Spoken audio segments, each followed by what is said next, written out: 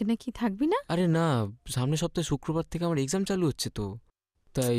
শুক্রবার তো ঢের দেরি, কি বল? না মানে আচ্ছা ঠিক আছে, যা, জোর করছিস তাই ছেড়ে দিচ্ছি বল। কিন্তু এক্সাম শেষ হলে কিন্তু